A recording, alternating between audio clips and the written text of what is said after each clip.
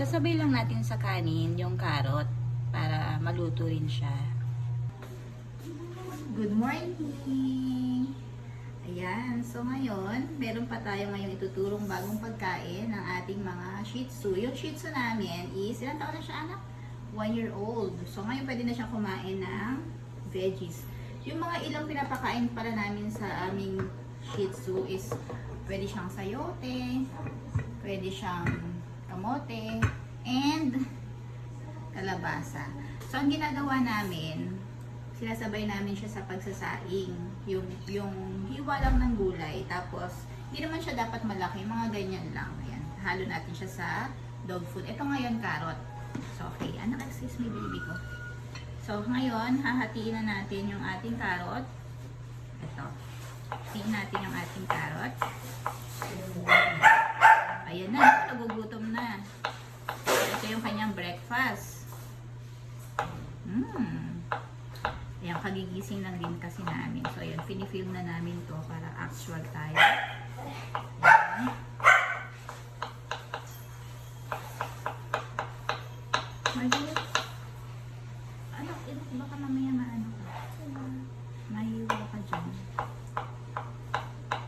Ito po yung aking daughter. Si baby cute. Ayan. Ayan, so okay na siya. Ngayon, eto, yan, malinis po yung kamay namin ha, naghugas po. So, ito yung dog food niya. Ihalo lang natin siya dito sa dog food. Halo. Yan, hahalo lang natin siya. Yan. So, malinis po yung ating kamay. So, yan. Ihalo lang natin siya para lang may toppings.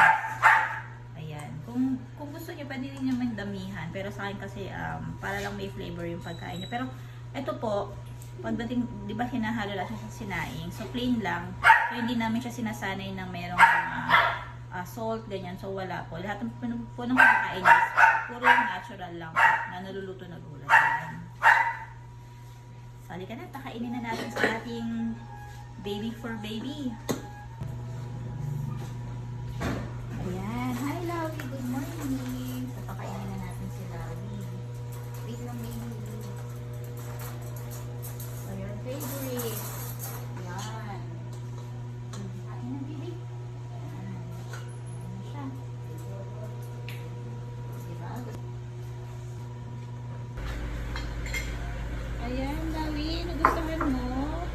Wow, very good talaga si Lawi. Ayan po. Gustong-gusto ng aming baby ang na-prepare namin dog food with carrots.